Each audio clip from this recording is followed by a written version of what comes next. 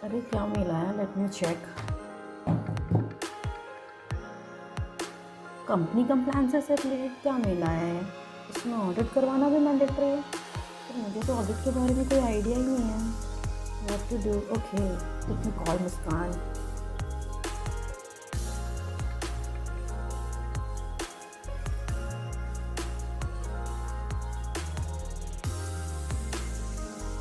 अभिलाषा क्यों कॉल कर रही है मुझे? हेलो। हाँ मुस्कान, मुझे ना ऑडिट से रिलेटेड कुछ मेल आया था, बट यू नो ना मुझे ऑडिट का कुछ आइडिया नहीं है, तो आप मेरी हेल्प कर पाओगे क्या? ओके अभिलाषा, मैं थोड़ा ना माइफिनटेक्स के शूट में बिज़ी हूँ, तो मैं थोड़ी देर में तुम्हारे पास आती हूँ। Okay, is that fine?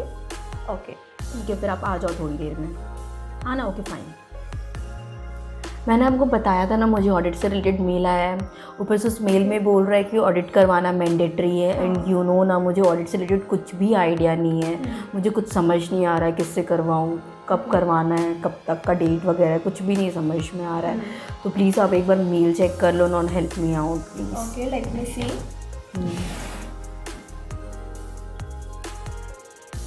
Okay, ये एक्चुअल में तो तुम्हारे ऑडिट से रिलेटेड ही तुमको मेल आया है। तो मैं तुम्हारी हेल्प कर सकती हूँ इसमें। मुझे थोड़ा बहुत आइडिया है इसके बारे में। ओके, चलो मैं तुमको बताती हूँ। थैंक्स अ लॉट ना। वेलकम। तो जैसा कि आप लोग ने देखा, मेरी फ्रेंड कितनी ज़्यादा कंफ्यूज थी ऑडिट को लेके कि एक्चुअल में ऑडिट होता क्या है। इसके इतने सारे कंफ्यूजन को आज मैं क्लियर करने वाली हूँ कि ऑडिट एक्चुअल में है क्या, इसके एडवांटेजेस बताऊंगी, ऑडिट कौन कर सकता है और ये हमारे लिए ज़रूरी क्यों है। सो हाय, मैं हूँ मुस्कान, और आगे बढ़ने से पहले आपने हमारा चैनल माइफिनटेक्स सब्सक्राइब नहीं किया तो सब्सक्राइब कर लीजिए। वीडियो पसंद आए तो लाइक और शेयर ज़रूर कीजिएगा। तो चलिए वीडियो स्टार्ट करते हैं। ऑडिट हम लोग करते तो रहते हैं, पर ये एक्चुअल में ऑडिट होता क्या है। एक स्टेक होल्डर किसी भी कंपनी की फाइनेंशियल स्टेटमेंट को देखकर ही कंपनी के साल भर के प्रॉफिट और लॉस का पता कर सकता है और ये डिसाइड कर सकता है कि उसे कंपनी में इन्वेस्ट करना है या नहीं। लेकिन क्या कंपनी अपने फाइनेंशियल स्टेटमेंट ट्रू है या नहीं ये बताती है? क्या उसके इनकम और एक्सपेंसेस सही है या नहीं? तो ये सारी चीज़ें हम कैसे पता कर सकते हैं? इसी समस्या का समाधान है ऑडिट। ऑडिट की मीनिंग की बात करें तो इसे हम हिंदी में अंकेक्षण भी बोलते हैं, यानी अंक का परीक्षण। ऑडिट का एक्चुअल मीनिंग ये होता है कि किसी भी कंपनी के ईयर एंड में उस कंपनी को प्रॉफिट हुआ है या लॉस, ये हम ऑडिट के थ्रू पता कर सकते हैं। इसी के आकलन की प्रक्रिया को हम ऑडिट बोलते हैं।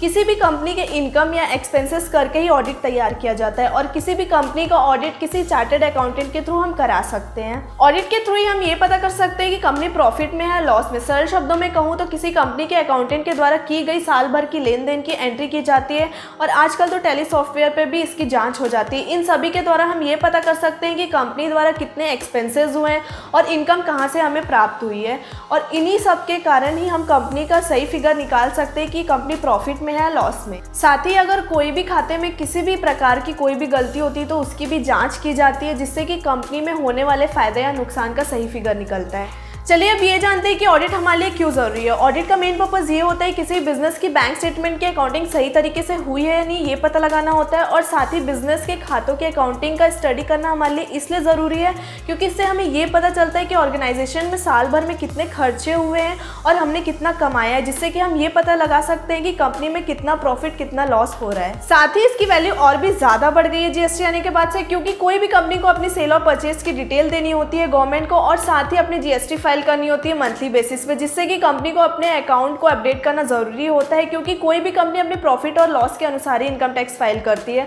अगर आपने अपने टैक्सेबल इनकम के अनुसार इनकम टैक्स फाइल नहीं की है तो आप पर इनकम टैक्स डिपार्टमेंट की कार्रवाई हो सकती है। इसको सही ढंग से करने के लिए कंपनी ऑडिटर भी अपॉइंट करती है, जो कि आपके ऑर्गेनाइजेशन का सारा ऑडिटिंग वर्क देखता है, और साथ ही ऑडिट अकाउंटिंग डेटा वेरीफाई करने के उद्देश्य से किया जाता है, जिससे कि आप धोखाधड़ी, विभाग की कार्यवाही जैसे कि कोई भी पेनल्टीज, डिपार्टमेंट नोटिस, इंस्पेक्शन से भी आपको बचाता है। अब नेक्स्ट पॉइंट देखते हैं कि ऑडिट कौन कर सकता है। भारत में अलग अलग डिपार्टमेंट के लिए ऑडिट भी अलग अलग लोग कर सकते हैं, लेकिन इंडियन गवर्नमेंट द्वारा किसी भी कंपनी की ऑडिट प्रोसेस कुछ ही डिपार्टमेंट को राइट दी गई है। उसमें आते हैं आईसीएआई या फिर चार्टर्ड अकाउंटेंट ऑफ इंडिया के चार्टर्ड अकाउंटेंट, जो कि कोई भी ऑर्गेनाइजेशन का इंडिपेंडेंट ऑडिट कर सकते हैं। साथ ही गवर्नमेंट कंपनीज या फिर पीएसयू यानी कि पब्लिक सेक्टर यूनिट की ऑडिट की जिम्मेदारी सीएजी को दी गई है, यानी कि controller and auditor general of India की होती है। चलिए नेक्स्ट पॉइंट देखते हैं कि ऑडिट कैसे होता है। सबसे पहले ऑडिट के मेन 4 प्रोसेस होते हैं। सबसे पहले ऑर्गेनाइजेशन द्वारा ऑडिटर को एक अपॉइंटमेंट लेटर दिया जाता है जिसमें कि रोल और टर्म ऑफ एंगेजमेंट मेंशन होता है, जिसमें कि ऑडिटर अपना कंसेंट देता है। इसके बाद ऑडिटर ऑडिट का टाइम लिमिट देता है और टाइम लिमिट इस प्रकार से निर्धारित करता है जिससे कि कंपनी का ऑडिट प्रोग्राम ऑडिट पीरियड से पहले ही हो जाए। इसके बाद ऑडिटर ये एग्जामिन करता है कि डेटा कितना सही है और कितना गलत, इस बेसिस पे वो अपना रिपोर्ट प्रिपेयर करता है। लास्ट में ऑडिटर द्वारा डेटा एनालाइज किया जाता है जिससे कि ऑर्गेनाइजेशन में चल रही गलतियां, जिससे कि कंपनी लॉस में जा रही है और क्या इंप्रूवमेंट हो सकता है उस कंपनी में, ये सारी चीजें ऑडिटर अपनी ऑडिट रिपोर्ट में मेंशन करता है। नेक्स्ट अब देखते हैं कि टाइप्स ऑफ ऑडिट क्या होते हैं। बेसिकली ऑडिट 3 चीजों पे बेस्ड होता है। First is on the basis of organisation, second is on the basis of function and third is on the basis of approach.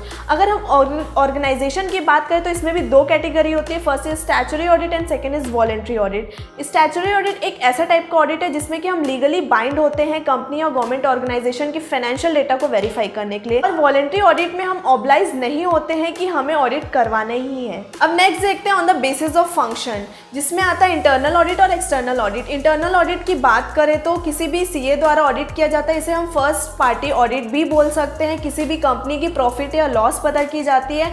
Internal audit हम कई बार इंडिपेंडेंट ऑडिट एजेंसी से भी हम इसकी जांच करवा सकते हैं। ये 6 मंथ या एनुअल बेसिस पे होता है। नेक्स्ट होता है एक्सटर्नल ऑडिट, जिसे हम थर्ड पार्टी ऑडिट भी बोल सकते हैं, जिसमें कि एक्सटर्नल जांच एजेंसी द्वारा की जाती है। इसमें कोई बिजनेस रिलेशन नहीं होता है, या फिर इसमें इनकम टैक्स डिपार्टमेंट द्वारा भी ऑडिट किया जाता है जिसमें कि टैक्स संबंधित गलतियों को सुधारने का असेसमेंट होता है। अब तीसरा और लास्ट है on the basis of approach, जिसमें कि स्कोप, टाइम और ऑब्जेक्टिव पे बेस्ड होता है ये audit.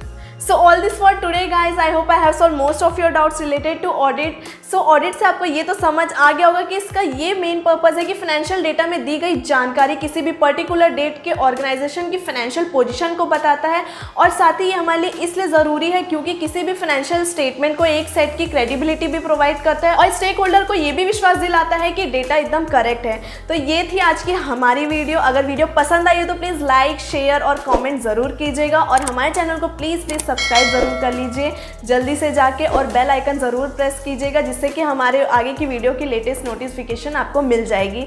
Till then bye, take care, thank you.